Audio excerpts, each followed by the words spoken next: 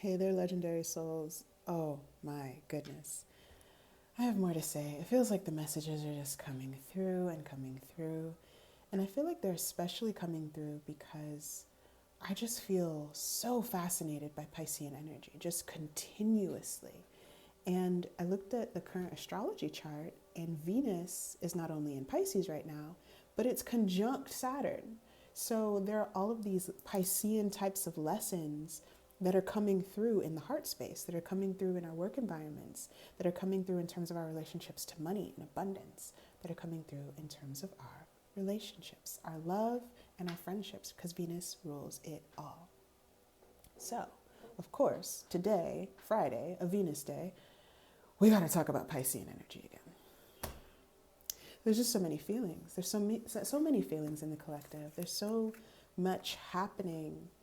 And Pisces is the archetype of like, I believe, Pisces is the archetype of like the wise sage elder. They have this capacity for every feeling under the sun. They are the eldest of all of the 12 zodiac signs. And I think similar to the ways that people can treat elders in our society or in our communities or in our families, they don't get enough respect. I believe that folks with Piscean energy do not get enough respect.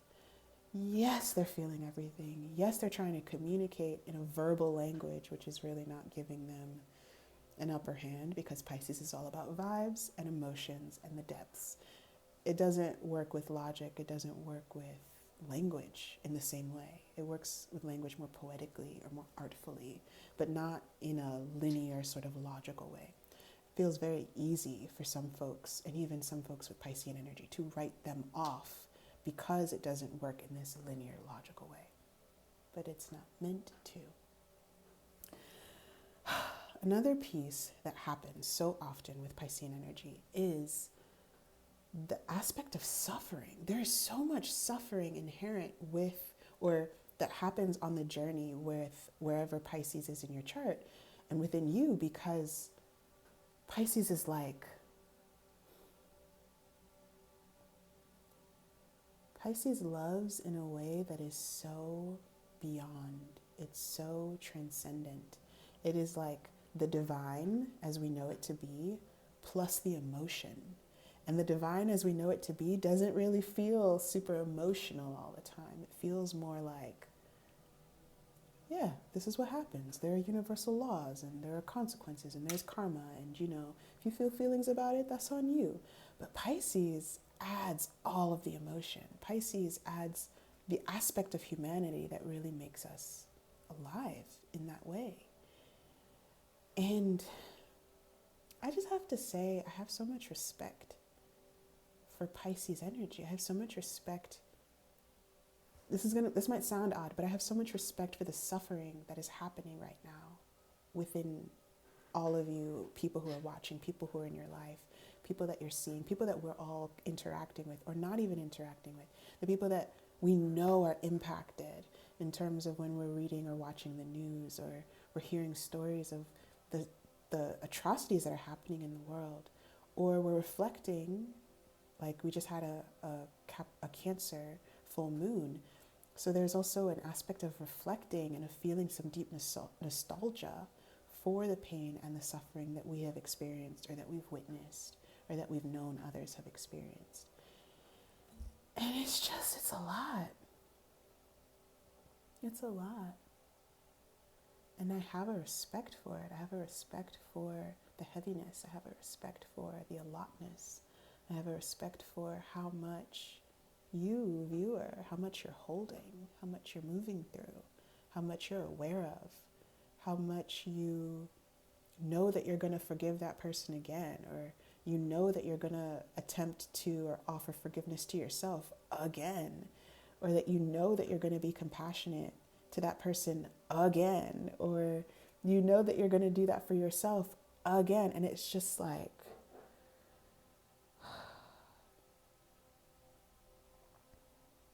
to say that it's painful feels like an understatement. It feels like an understatement to say that it It's disorienting, feels like an understatement. To say that it's dysregulating feels like an understatement. Like, the times that we're in and the access to emotion that we have, and all that we're seeing of old systems that are crumbling down, and the ways that it is such a it is deeply personal now. At this time, it is deeply personal when one person does something to intentionally or unintentionally harm another. It is deeply personal now. It is. It is. Like, whether it happened directly to you or not, and if it did happen directly to you, you're probably not just thinking about you. Like, it's something bigger now. Like, the level to which we are all connected, like, there's no going back anymore. And I just, like, I have this sense of reverence for it all because I don't understand it. I'm not going to pretend like I do. I don't know all the way what's happening. I'm not going to pretend to do some predictive thing. But I just feel the magnitude of the pain and the magnitude of the level that we are connected to one another, and the magnitude of the need and the desire for great change, not band-aids, not like apologies and we're just going to do the same shit again, not addictive cycles, not like we're just in the same pattern, but like deep and far-reaching transformative change that also doesn't look like how it did in the past. It doesn't look like, okay, I'm changing, I got to go on this spiritual journey, and that means that I can't be connected to all of those people that I once knew. Like the type of change that means that whole communities are changing, whole families are shifting, because the person, if there's one person who's really deeply changing, still belongs in the fold. And that person is still connected to the people, and that person is still loving on the people, and that person is different as heck, different than they ever were before, deeper, kinder, more compassionate, more boundaried, more clear about what is acceptable and what is unacceptable for them, trust themselves more. What is this world going to be like when the sensitive people are just like, I'm not doing this with you because I love you? Like, what is that going to be like when young people are sounding like elders? And if you know some young people, like some real young people, what generation is that? Gen Alpha? Gen Alpha. Ooh, them little geniuses. They already are. They already are doing that. If you know any of them, as soon as they have language, even before they have language, the ways that they're moving with nonverbal cues.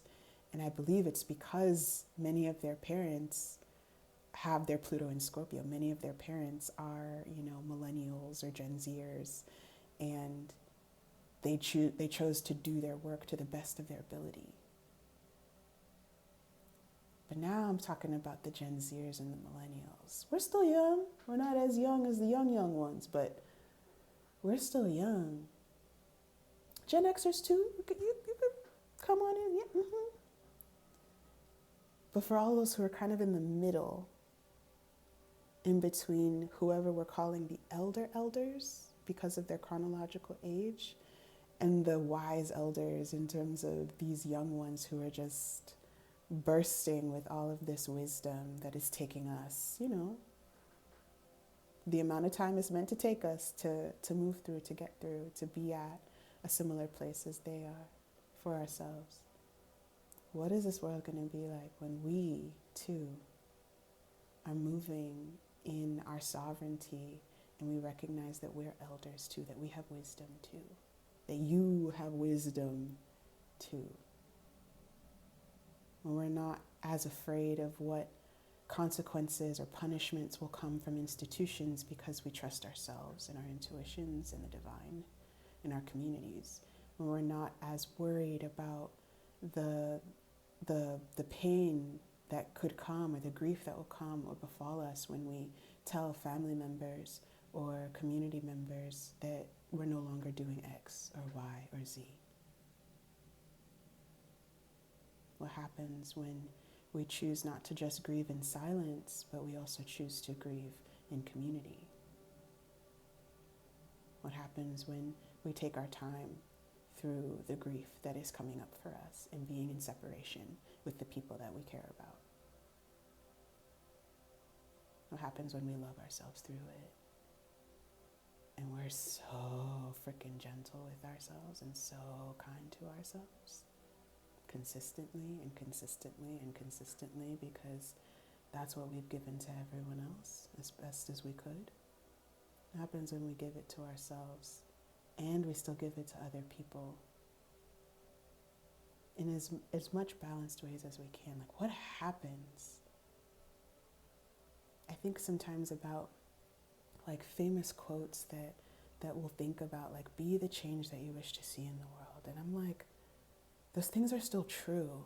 Like, times are changing, people are changing, people aren't changing. Things are similar in a lot of ways, right? Some things are really similar and some things are really different than the time when that phrase was first spoken and shared and disseminated. But it's still true. What happens when we're so overcome with the pain and the sadness of what we're not receiving from someone else, and we choose to be that for ourselves, and with whatever leftover energy we have, we still choose to be that for others. The leftover energy, though, not all of it. What happens? What happens when we don't move in spite and vengeance, but we move with grace and forgiveness and compassion? What happens? I'm so curious to know, and I feel like it's like we're on the precipice of it. Like, I can taste it. Like, we're right there. And I truly sense that we're right there. We're right there on the precipice of something amazing concurrently, while we're on the precipice of deep and utter pain and destruction. And I believe they're going to happen at the same time, because Pisces is everything. It's everything. We don't have to wait anymore to hope for things to be better. And I don't think we have to wait anymore for that imminent, that anxious energy that we're feeling, that imminent dread of things getting worse. I don't think we have to wait for that either. I think it's all happening at the same time. And I don't think it's about choose what you want to focus on and just focus on the good. I think it's everything. I think it's everything. I think it's give attention and credence to the good, and also give attention and credence to the things that deeply impact you and affect you. Because in being affected, we're also human and we're connected to one another. That's all I understand for now. As it continues to pour in, as I continue to understand, as I continue to learn, if it comes through, I'll share with you. But I hope that this did something. I hope it did something. I don't even know what I hope it did. I just hope it did something. And I'm not just speaking into the void. But if I am, so be it, because it felt good to speak.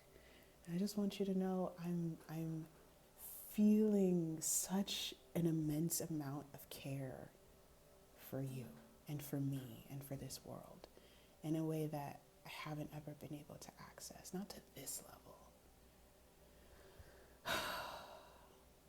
Things are happening, y'all. Things are happening, and it feels like Pisces is on the leading edge of it right now. And I'm just like, I wish you could see me. I would like cross my legs and perch my hands on my legs and be like, I'm ready. Where are we going, Pisces? Where are we going? Lead the way. I'm ready. I'm ready. I'm ready. I'm ready. Change the world. I'm ready. I'm ready. Make everyone more human, everyone more sensitive. I'm ready. Let's go. All right. Let's pause this here, and I'll catch you in the future. Bye.